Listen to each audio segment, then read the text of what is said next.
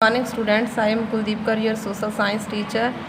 Yes beta, in previous classes we learnt about components of environment, simple meaning of environment. It's two types of physical and biological, and a little bit discuss about four spheres of environment. Today we will continue detailed study about different spheres. Firstly, lithosphere. क्या है बेटा lithosphere? It's literal meaning is sphere of rocks, जो rocks से solid part बना होता है जिस पे हम रहते हैं, लैंड। लिथोस्फीयर मीन जैसे मैंने पहले ही आपको बताया था लैंड। इसका लिटरल मीनिंग क्या है? Sphere of rocks. ये अर्थ का सॉलिड लेयर होता है ऊपर वाला जिसके ऊपर हम रहते हैं।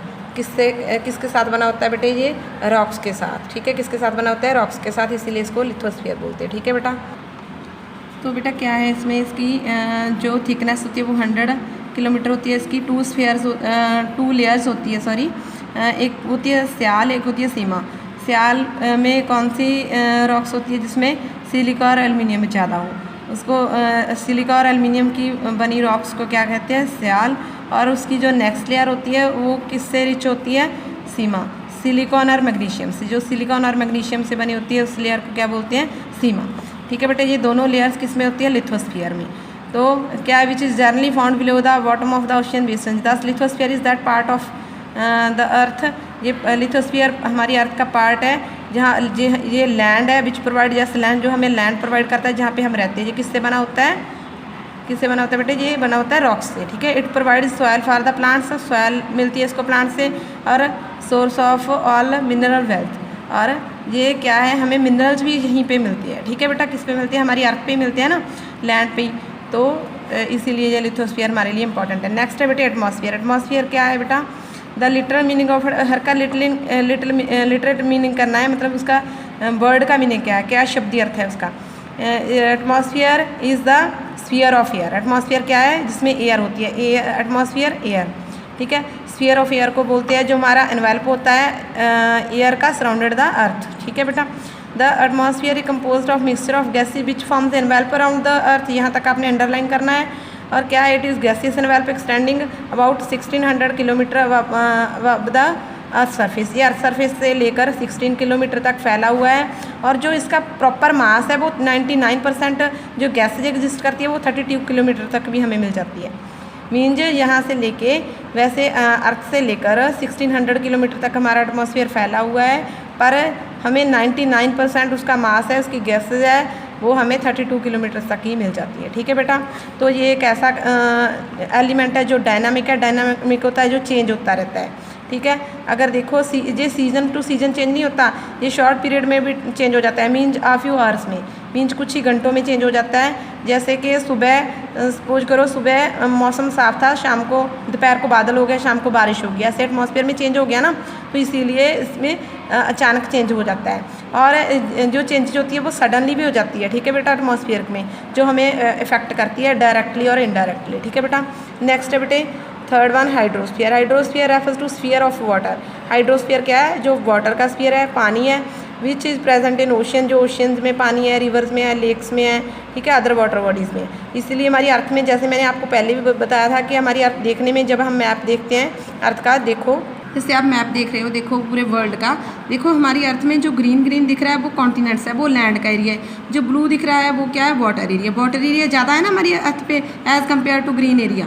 जो ग्रीन एरिया है वो लैंड एरिया है, वो कम है। और देखो ब्लू ज़्यादा है, जहाँ ब्लू है, पूरा ब्लू है, नॉर्थ में भी ब्लू है। ठीक है, तो ज़्यादा, इसीलिए हमारी अर्थ को क्या बोलते हैं बेटा? Blue planet. क्यों बोलते हैं? क्योंकि ब्लू को हम, ब्लू कलर से हम किसको डिनोट करते हैं? वाटर को। इसलिए हमारी अर्थ क्या है? वाटर, इसको वाटर प्लैनेट और ब्लू प्लैनेट बोल देते हैं। ठीक है बेटा, तो बेटा क्या है, 71% हमारी अर्थ के ऊपर वाटर है और 29% लैंड एरिया है। तो ये यूनिफॉर्म नहीं है, means northern hemisphere and southern hemisphere. हमारी अर्थ है, हमारी अर्थ को 2 पार्ट्स में डिवाइड किया हुआ है। किसने? इक्वेटर ने। इक्वेटर से हमारी अर्थ 2 पार्ट्स में डिवाइड है। ऊपर वाले पार्ट्स को क्या बोलते हैं? नॉर्दर्न हेमिस्फीयर, और नीचे वाले को, इक्वेटर को जो नीचे है उसको बोलते हैं सदर्न हेमिस्फीयर। जैसे बेटा क्या है, हमारी अर्थ ऐसे राउंड शेप में है ना। ठीक है बेटा, ठीक है बेटा, तो हमारी अर्थ के बीच में क्या निकलती है? इक्वेटर।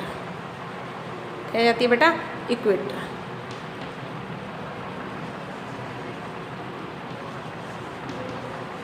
इक्वेटर जो ऊपर वाला पार्ट होता है उसको क्या बोलते हैं, नॉर्थन हेमिस्फीयर, और नीचे वाले पार्ट को सदर्न हेमिस्फीयर। ठीक है बेटा, तो ऐसे हमारी अर्थ को 2 पार्ट्स में डिवाइड किया हुआ है। तो ऐसे ही कह रहे हैं कि जो ऊपर वाला पार्ट है और नीचे वाला पार्ट है, ज़रूरी नहीं है इसमें वाटर एक जैसे ही हो।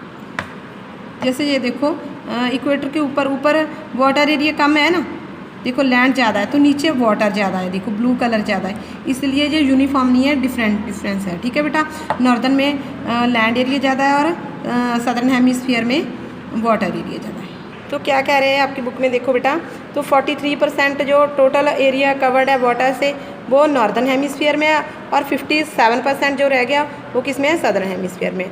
और ओशियंस में हमारे 96% वाटर है टोटल। ठीक है बेटा, बाकी जो वाटर रह गया 4% वो किस में है, वाटर वेपर में, अंडरग्राउंड वाटर में, रिवर्स में, लेक्स में। 96% किस में है, ओशियंस में। ठीक है बेटा, नेक्स्ट है बेटे बायोस्फीयर। बायो का मीनिंग होता है लाइफ, जैसे मैंने पहले भी आपको बताया था। तो बर्ड बायोस्फीयर का लिटरली मीनिंग क्या है, स्फीयर ऑफ लाइफ। ये लाइफ का स्फीयर है जो नैरो जोन है, जो contact between all the other 3 spheres. यहाँ पे देखो 3 स्फीयर्स, एटमॉस्फेयर होगा, हाइड्रोस्फीयर होगा, लिथोस्फीयर होगा। जहाँ पे तीनों स्फीयर होंगे वहाँ पे बायोस्फीयर एग्जिस्ट करेगा। ठीक है बेटा, क्योंकि बायो लाइफ को सभी चीज़ों की ज़रूरत होती है ना, एयर की भी ज़रूरत होती है, लैंड की ज़रूरत होती है रहने के लिए, और वाटर की जो ज़रूरत होती है। ठीक है बेटा, पानी पीने के लिए। तो जहाँ पे तीनों स्फीयर होंगे वहाँ पे एग्जिस्ट करता है बायोस्फीयर। ठीक है, ये क्या है, इसमें जो लाइव चीज़ें हैं वो एग्जिस्ट करती है, जैसे प्लांट्स हो गए, एनिमल्स हो गए, माइक्रोब्स हो गए, वो हमारी अर्थ पे एग्जिस्ट करती है। ठीक है बेटा, और human beings are important part of biosphere. Human भी इसके बहुत ही ज़्यादा इंपॉर्टेंट पार्ट है। They are capable to changing it, और ह्यूमन्स इसको चेंज करने में कैपेबल है। ठीक है बेटा, नेक्स्ट क्या है बेटे, the earth is full of diversities. हमारी अर्थ पे बहुत ही ज़्यादा विभिन्नता है, बहुत डाइवर्सिटी है, मीन्स अलग अलग तरह के प्लांट्स है, अलग अलग तरह की स्पीसीज़ है एनिमल्स की। ठीक है, there is a diversity in land, soil, plants and animals. सभी में डाइवर्सिटी है, सभी की अलग अलग किस्में मिलती हैं हमें। This process of diversification is occurred largely over long period of time, resulting in emergence of new species of plants and animals. These changes create biodiversity on the earth. जो इसी तरह लंबे समय से नई नई स्पीसीज आ रही है प्लांट्स की और एनिमल्स की, इससे हमारी बायोडाइवर्सिटी चेंज हो रही है। ठीक है बेटा, तो government of India pass the wild life protection act. इसको अंडरलाइन करो, 1972 में हमारी गवर्नमेंट ने एक एक्ट पास किया था, वो किसके लिए, वाइल्ड लाइफ प्रोटेक्शन एक्ट के लिए। This is very important question for your exams point of view and competitive exam also. ठीक है बेटा, तो वाइल्ड लाइफ प्रोटेक्शन एक्ट कब शुरू हुआ, 1972 में। किसके लिए था वो, वाइल्ड लाइफ को प्रोटेक्ट करने के लिए, जो वाइल्ड एनिमल्स है। ठीक है, ताकि हम उनको प्रोटेक्ट करके रखें, उनको कंजर्व करके रखें, ताकि हमारी बायोडाइवर्सिटी में कोई प्रॉब्लम ना आ जाए। तो इस एक्ट में पोचिंग एंड हंटिंग को प्रोहिबिट किया था। जो वायलेशन हो रही थी इस एक्ट में, जो एनिमल्स को हंट किया जाता था उसको बंद किया था। ठीक है बेटा, ये ओनली गवर्नमेंट की ड्यूटी नहीं कि हम उनको प्रोटेक्ट करके रखें, बल्कि हम सबकी ड्यूटी है कि हम सभी ही रिस्पॉन्सिबल है कि इस चीज़ों को प्रोटेक्ट करके रखना। ठीक है बेटा, नेक्स्ट है बेटे, beings are an important part of environment. तो ह्यूमन बींग सबसे ज़्यादा इंपॉर्टेंट है, are well equipped to exploit. ये एक्सप्लॉइट करते हैं, इनके पास इक्विपमेंट्स है जिससे ये एनिमल्स और प्लांट्स को एक्सप्लॉइट करते हैं, उनका शोषण करते हैं। तो इसीलिए हमें समय की ज़रूरत है कि हम इनके साथ हारमनी से रहें और अपने सराउंडिंग्स, हारमनी होता है प्यार की भावना से, हमें एनिमल्स और प्लांट्स के साथ भी वैसे ही पेश आना चाहिए। ठीक है, हमारे सराउंडिंग्स के साथ हमें प्यार की भावना से पेश आना चाहिए। दिस विल अलाउ, इससे क्या होगा बेटा, sustain all forms life on it. तो हमारी अर्थ पे सभी तरह की लाइफ एग्जिस्ट करेगी, सस्टेन करेगी और produce near one in the course of time. तो आने वाले समय में क्या होगा बेटा, तो नई स्पीसीज भी हमें देखने को मिल सकती है अगर हम ऐसे रहते हैं हमारी अर्थ पे। ठीक है बेटा, तो ये था बेटे नेक्स्ट लेक्चर आपका। नेक्स्ट बेटे हम जो नेक्स्ट बुक वर्क है वो बेटा हम नेक्स्ट उसमें करेंगे। ठीक है बेटा, ओके बेटा, थैंक यू।